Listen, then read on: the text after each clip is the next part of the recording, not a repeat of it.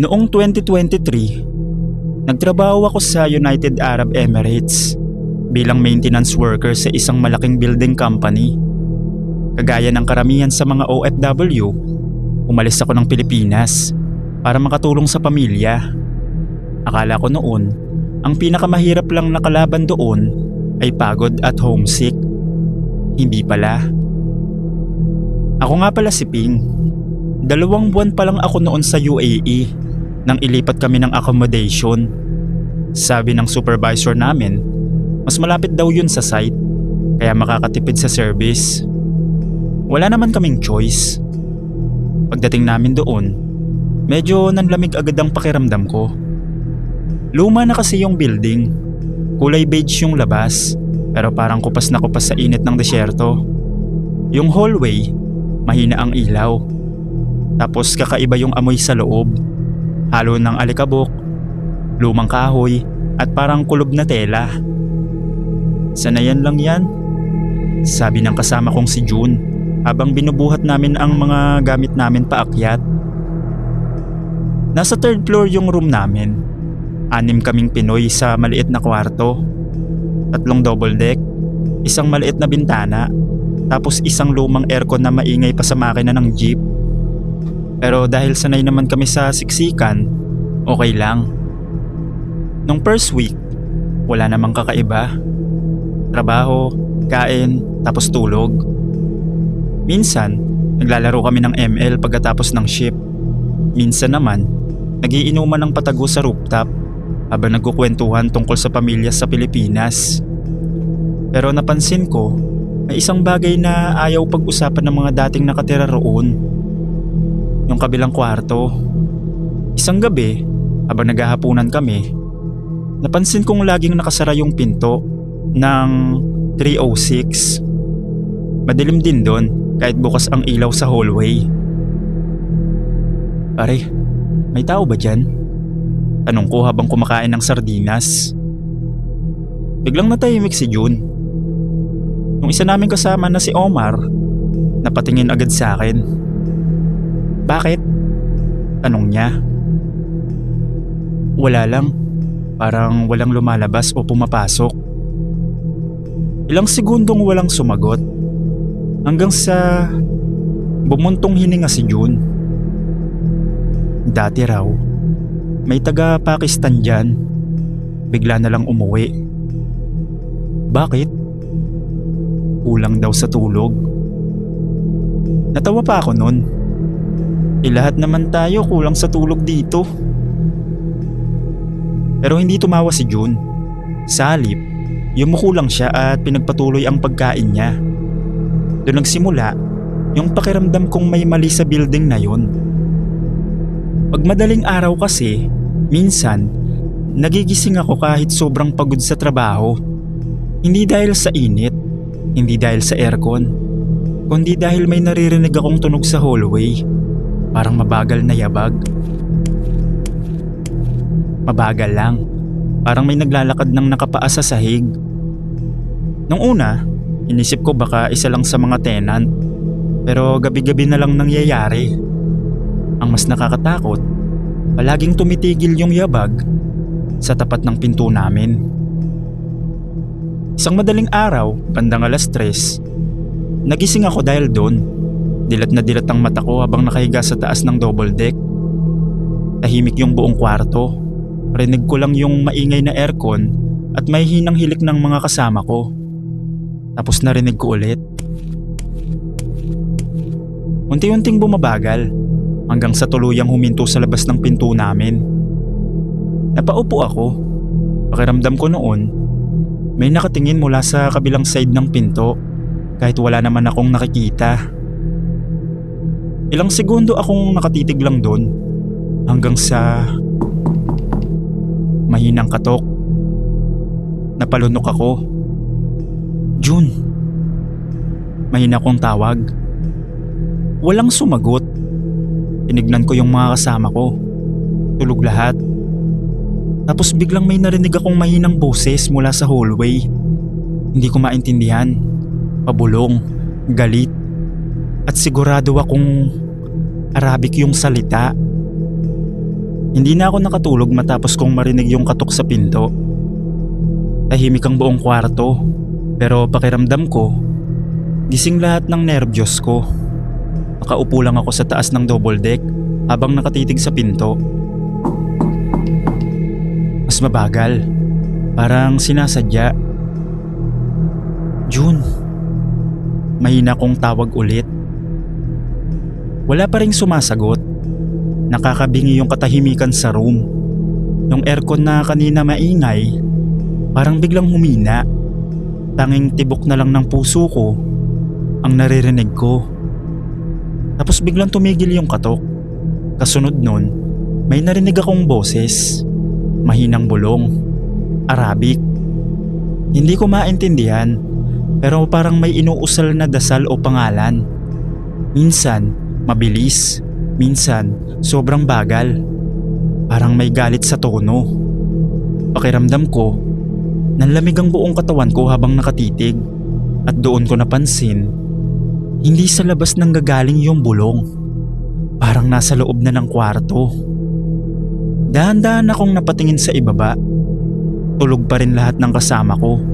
Pero bandang paahan ng kama ko, may nakatayo. Isang maitim na figura. Hindi ko makita ang mukha niya dahil sobrang dilim ng katawan niya.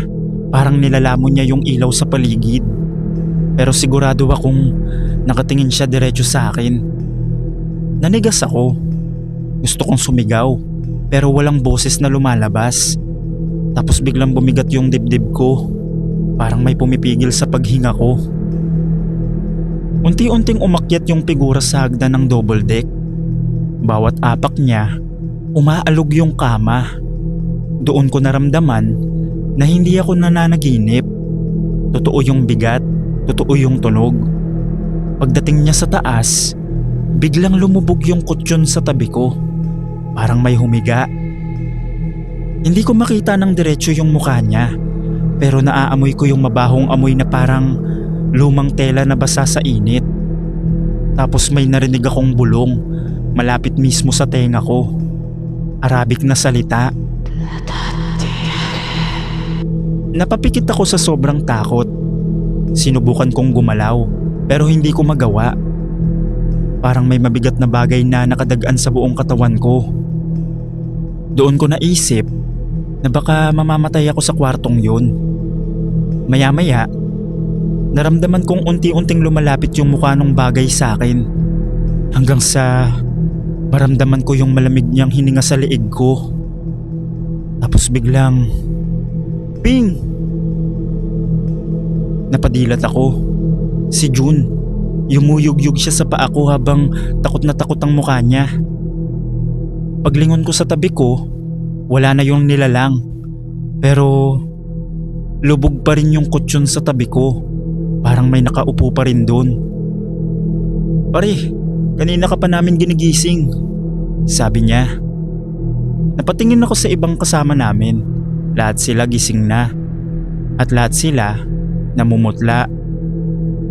Bakit? Tanong ko. Wala agad sumagot. Hanggang sa dahan-dahang nagsalita si Omar habang nakatingin sa kama ko.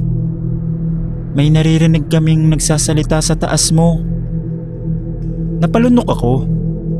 Ano sinabi? Umiling siya. Hindi namin maintindihan. Arabic yata. Biglang tumunog mag-isa yung bakal na cabinet sa sulok. Sabay kaming napatingin doon. At dahan-dahang bumukas ng kusa yung pinto ng cabinet. Tahimik yung buong kwarto. Walang gumagalaw.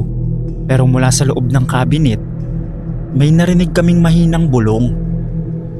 Pare-pareho na kaming napatakbo palabas ng room na yon. At simula noon, hindi na ako natulog mag-isa sa accommodation na yun. Nilipat na kami ng ibang room. At sa pinaglipatan namin, nakakatulog na kami ng maayos. At wala na akong naririnig na bulong sa gabi.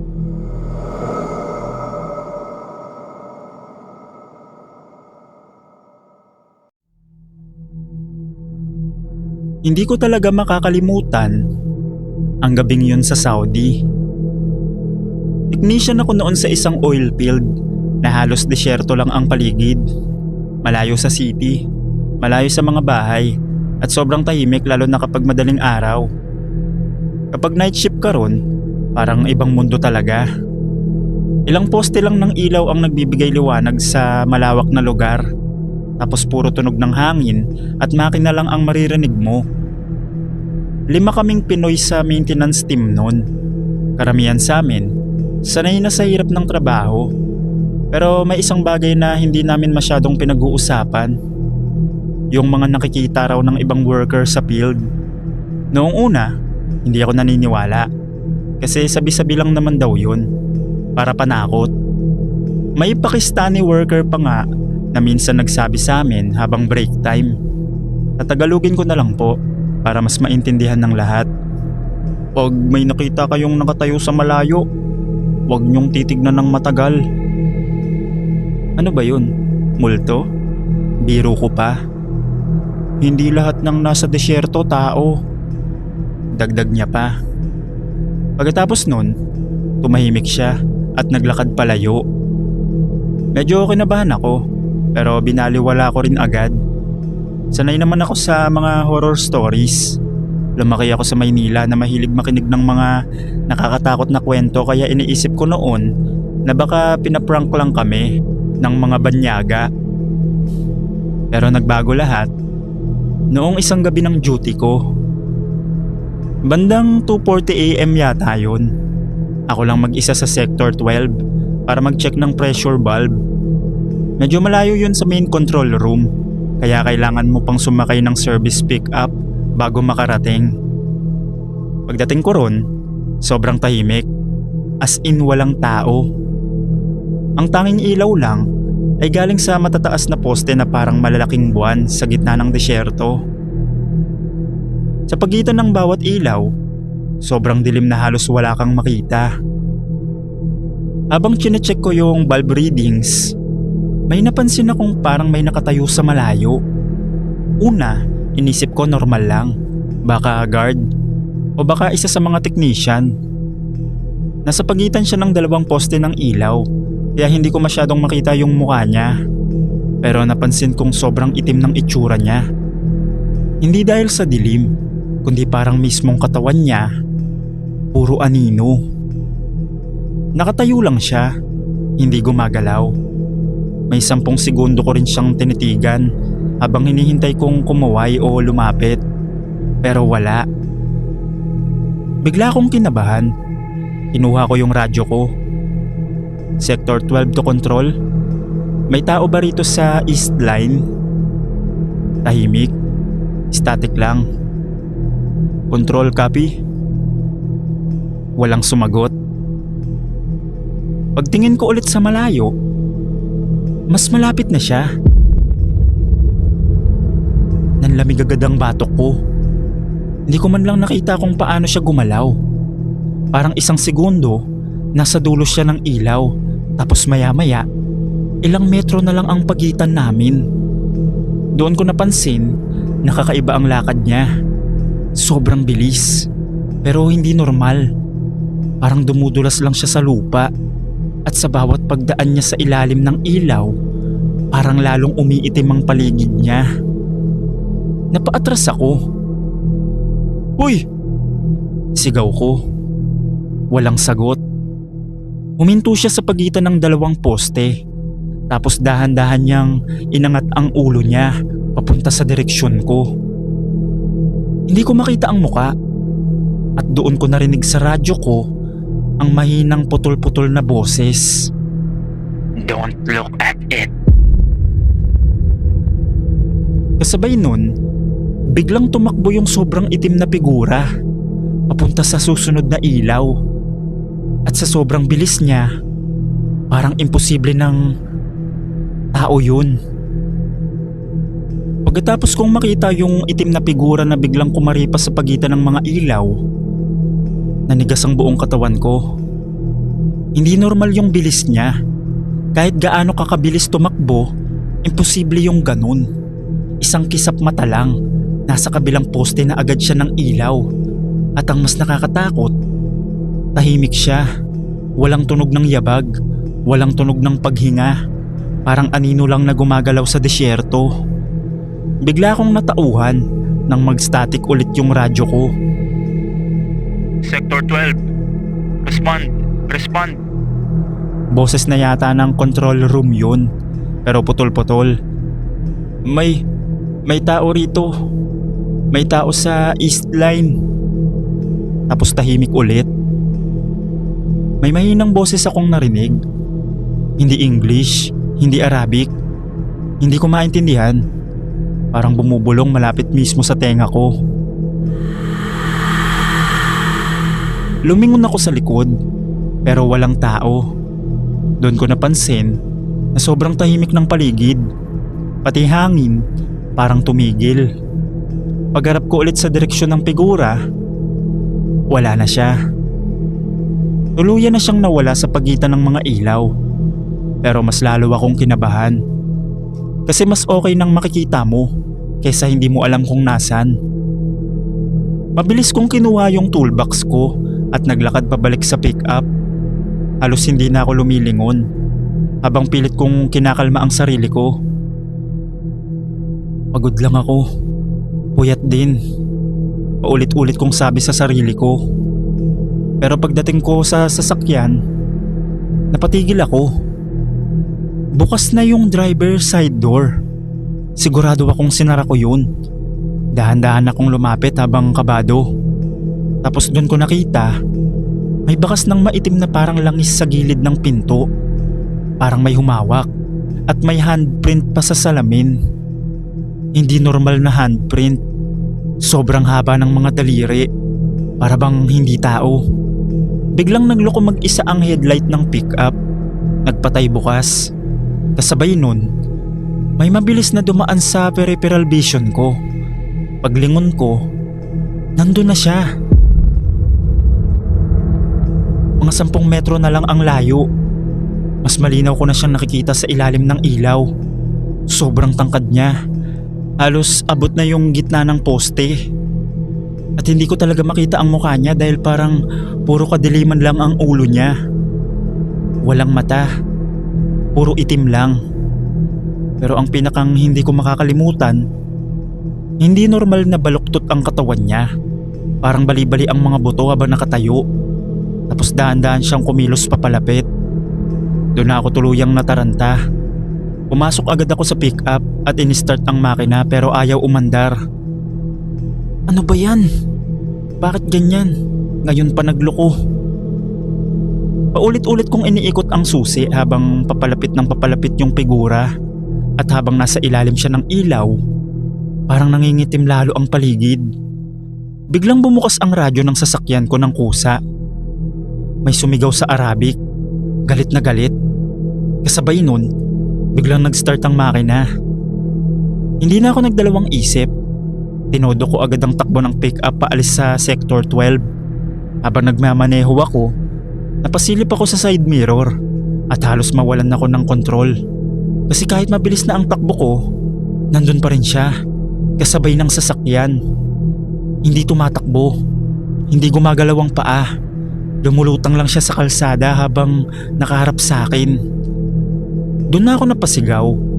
Pagdating ko sa main control building, halos tumalon ako palabas ng pick-up.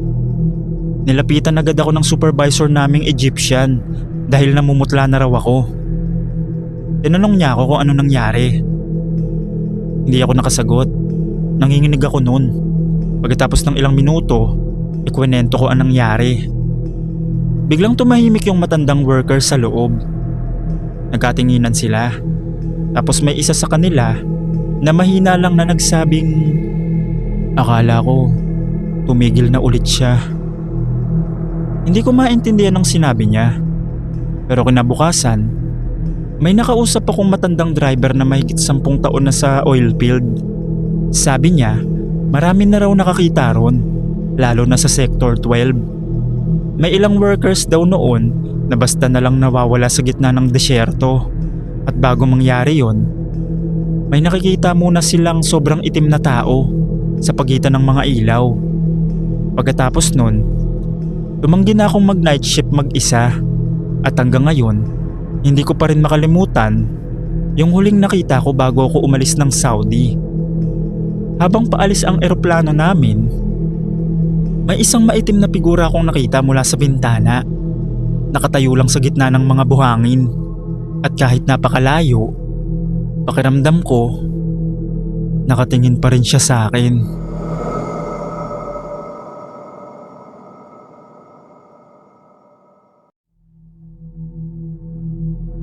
Hello Sir Dave. Gusto ko lang ibahagi itong karanasang hinding-hindi ko makakalimutan kahit kailan. Ako si Edmond. Mahigit 10 taon na akong OFW sa Middle East.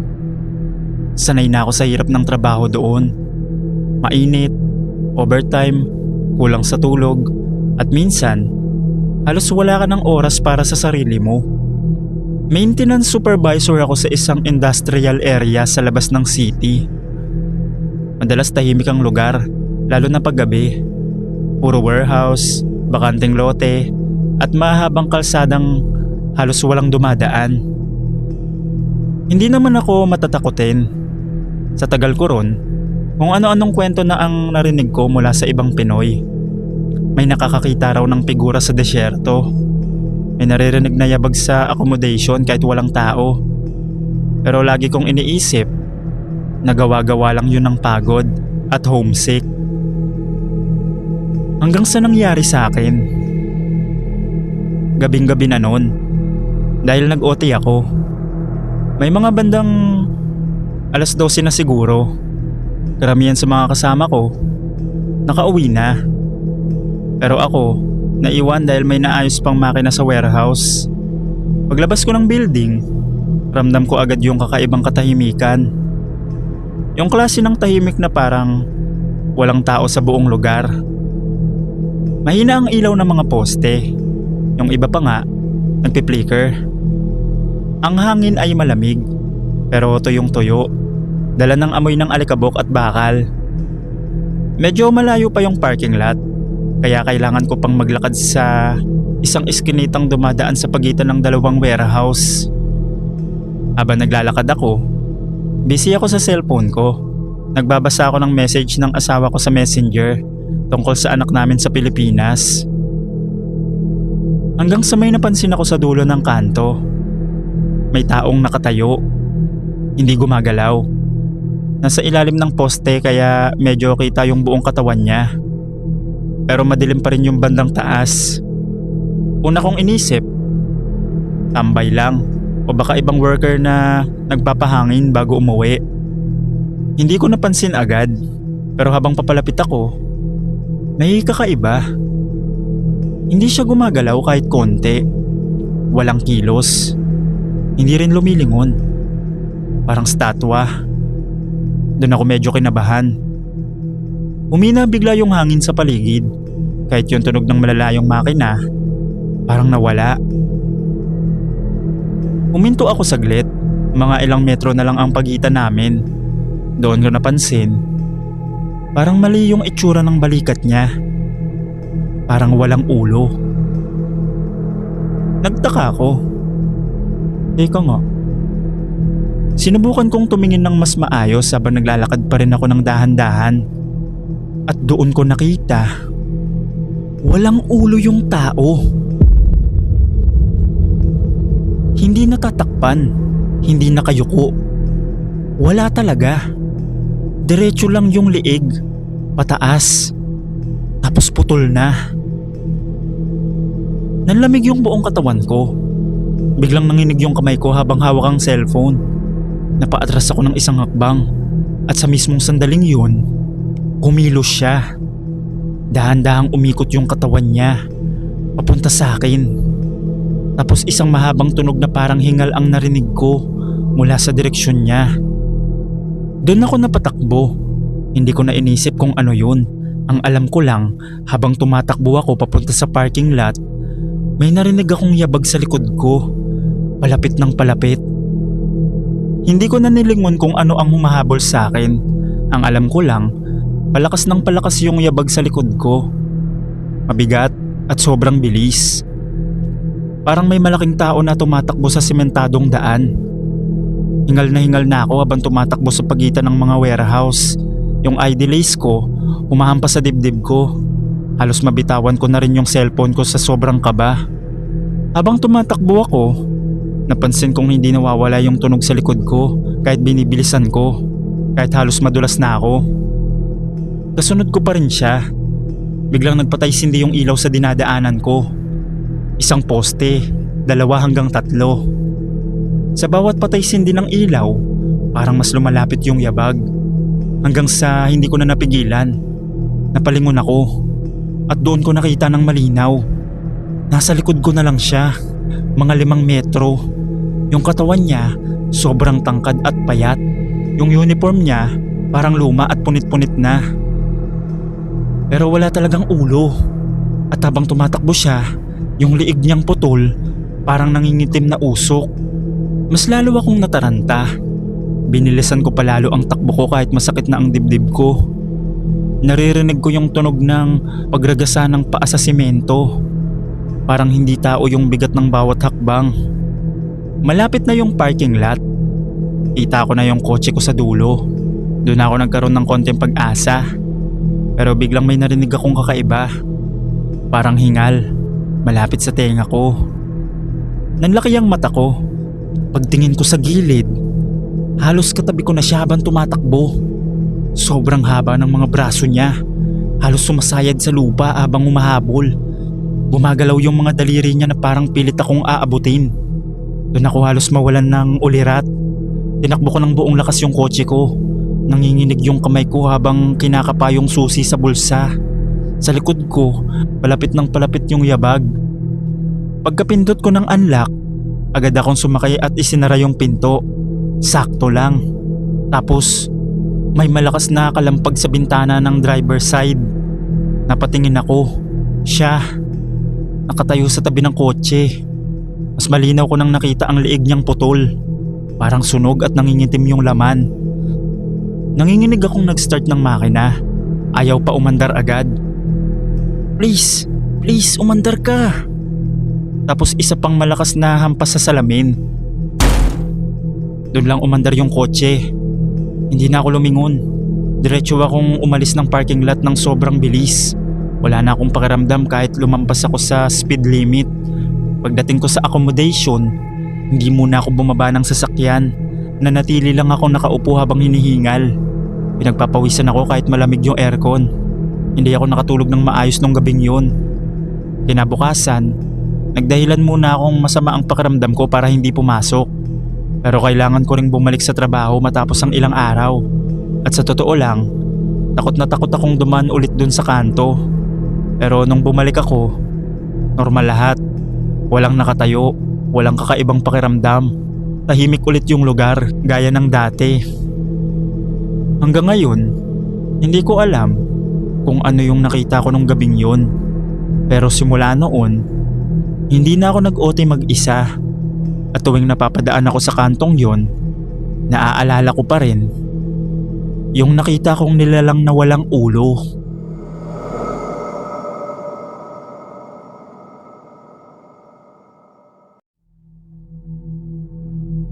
Magandang tanghali sa lahat.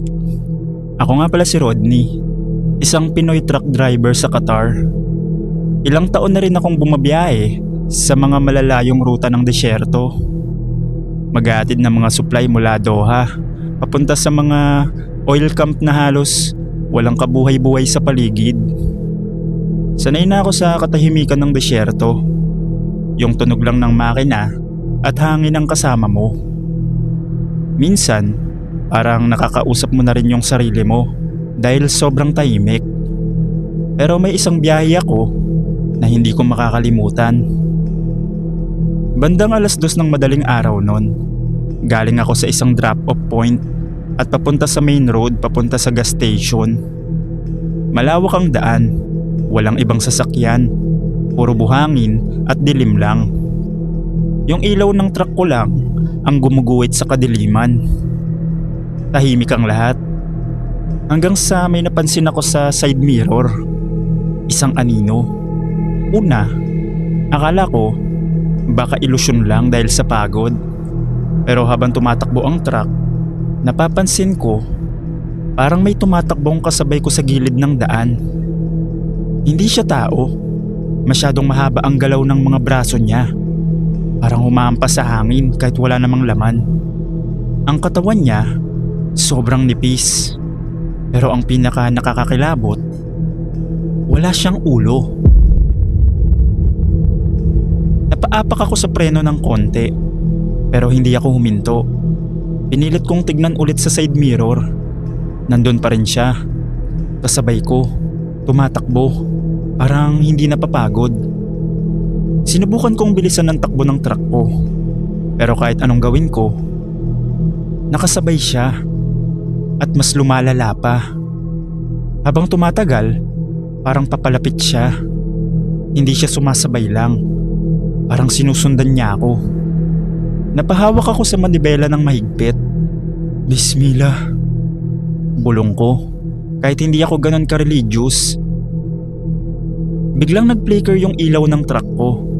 1 hanggang 2 beses. Sa bawat flicker, parang lumalapit yung nilalang. Hanggang sa isang sandali, sa gilid na ng windshield ko, nandun siya. Tumakbo siya papunta sa tabi ng truck, pero hindi nakaharap sa akin dahil wala siyang ulo. Yung mga braso niya, sobrang haba. Parang pilit inaabot ang cabin ko pero hindi makahawak. Humahampas sa hangin, parang galit, parang nagugutom. Hindi na ako nagdalawang isip. Pinaharurot ko na lang. Wala na akong pakialam kung mabilis o delikado. Ang gusto ko lang ay makarating sa gas station. Habang tumatakbo ko ng mabilis, naririnig ko na ang kalampag sa gilid ng truck. Yung tunog ng mga dulo ng braso niya na tumatama sa bakal. Pinigit ko ang mata ko saglit, pero pinilit kong hindi mawalan ng kontrol. Pagtingin ko ulit sa side mirror, wala na siya. Sandali lang ang ginhawa, akala ko tapos na. Pero bigla kong naramdaman yung lamig, yung malamig na hangin sa loob ng cabin kahit sarado lahat. Tumingin ako sa rearview mirror. Nandun siya, nasa likod ng truck. Nakakapit sa cargo container. At sa unang pagkakataon, nakita ko ang pinakang malala. Sa dulo ng liig niya, may mga sugat na itim na parang pinutol. Pero hindi patay. Parang hindi pa natatapos ang pagkaputol. Bigla niyang hinampas ulit ang truck. Mas malakas. Nagsimula akong kabahan ng sobra. Malapit na! Malapit na! Paulit-ulit kong sabi. Hanggang sa may ilaw sa unahan. Gas station. Parang milagro. Pinaharurot ko palalo. Hanggang sa pumasok ako sa liwanag ng station. May mga ilaw. May tao. May mga truck din na nakaparada. Pagpasok ko sa area, bigla akong tumigil. Tumingin ako sa salamin. Wala na siya. Bumaba ako agad ng truck. Hingal na hingal, pawis na pawis kahit malamig ang gabi. Nilapitan ako ng guard sa gas station. Everything okay? Hindi ako makasagot. Tinuro ko lang yung truck ko. Tinignan nila ang truck. Sinuri nila. Walang kahit anong bakas, walang gasgas, walang dumi ng kamay, walang kahit ano. Akala nila, pagod lang ako. Pero habang umiinom ako ng tubig sa loob ng store, napansin ko yung salamin sa gilid. Sa refleksyon, may anino sa likod ko, walang ulo, at dahan-dahang umaalis ang mga braso niya sa likod ng salamin. Parang naghihintay lang ulit ng susunod na biyahe. Hanggang ngayon, hindi ko pa rin alam kung panaginip ba yun sa sobrang pagod o may mga bagay talaga sa desyerto na doon mo lang makikita.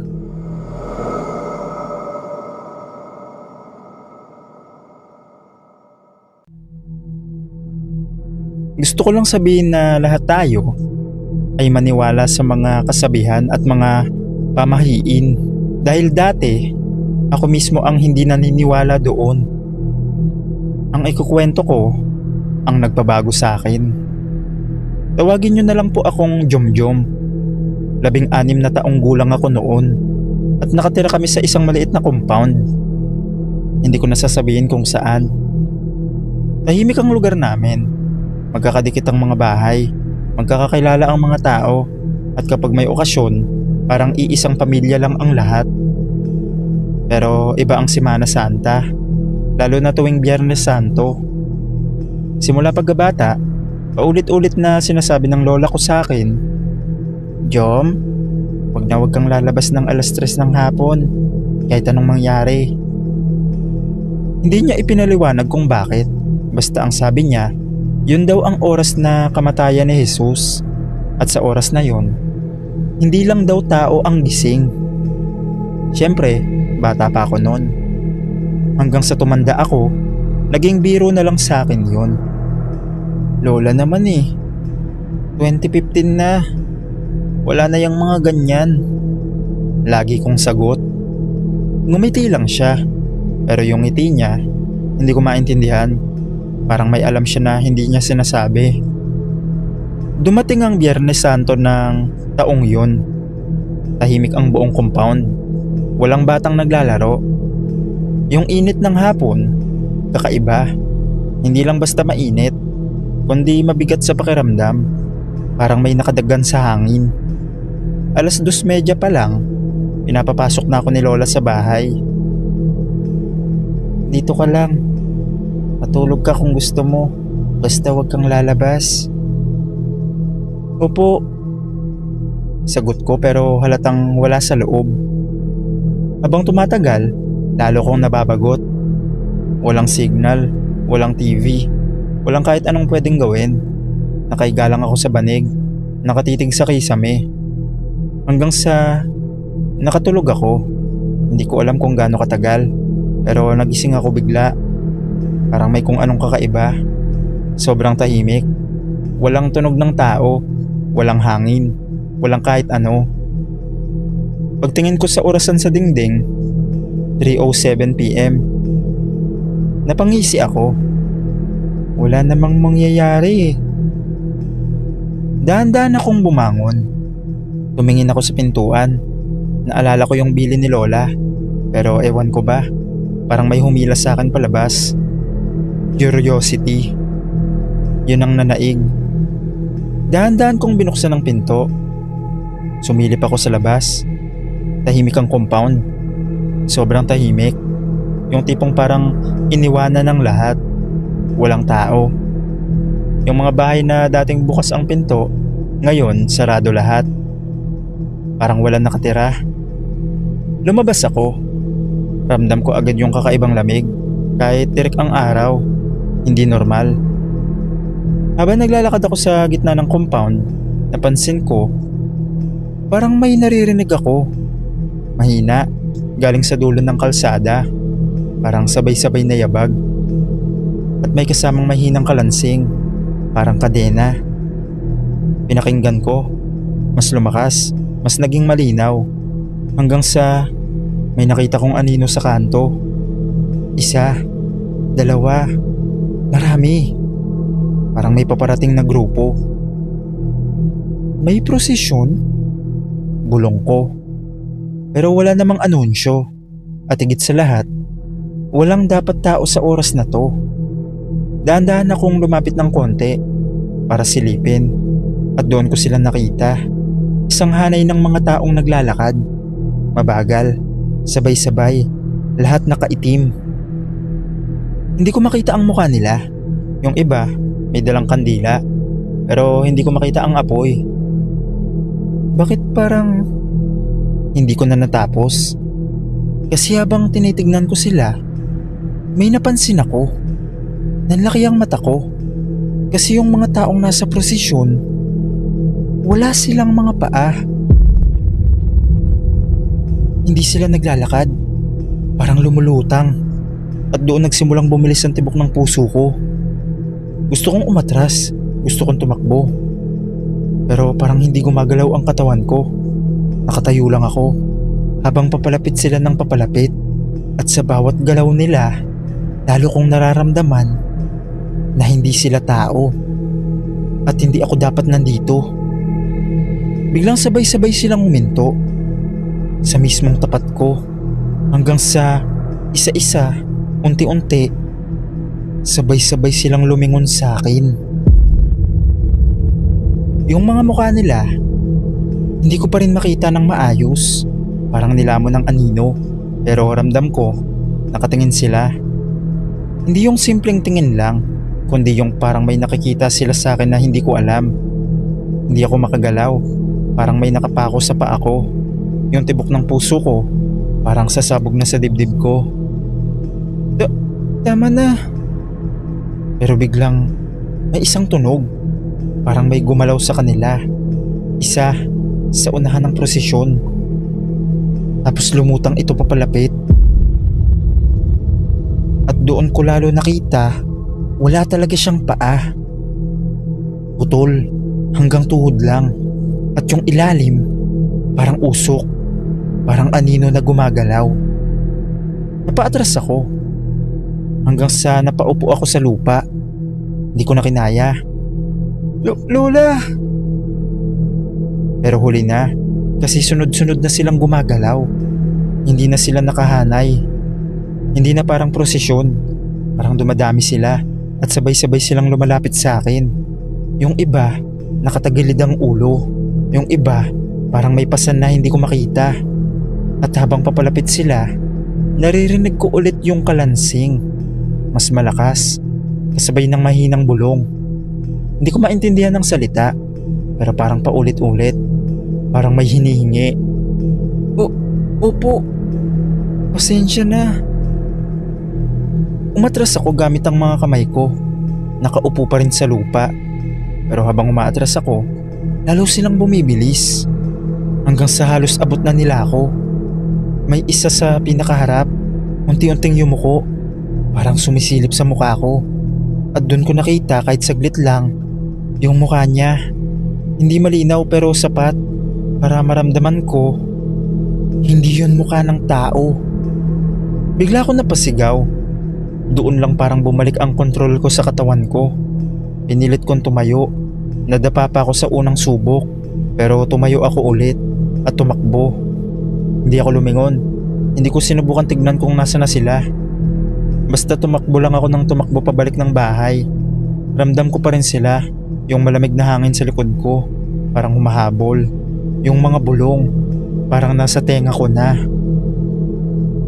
Patawad, sabi ko habang tumatakbo. Pagdating ko sa bahay, halos sinipa ko ang pinto para makapasok. Pagpasok ko, agad kong sinara. Tapos may narinig ako, sa labas. Parang may nag-aanyaya. Hindi ako gumalaw, hindi ako sumagot. Hanggang sa tumigil. Nung naglakas loob akong tumingin sa orasan, halos 3:40 PM na. Dahan-dahan kong binuksan ang bintana. Sumilip ako at doon ko nakita, bumalik na sa normal ang lahat. May mga tao na ulit sa labas. Kinagabihan, kuwinento ko kay Lola ang lahat. Pagkatapos, tumingin siya sa akin. Hindi galit, kundi parang inaasahan na niya. Sabi ko sa'yo, diba? Sa oras na yon, hindi lahat ng nakikita mo, buhay. Simula noon, hindi na ako lumalabas tuwing 3:00 ng Biyernes Santo. At hanggang ngayon, tuwing dumarating ang Semana Santa, kapag sumasapit ang 3:00, sinasara ko na ang lahat ng bintana at pinto.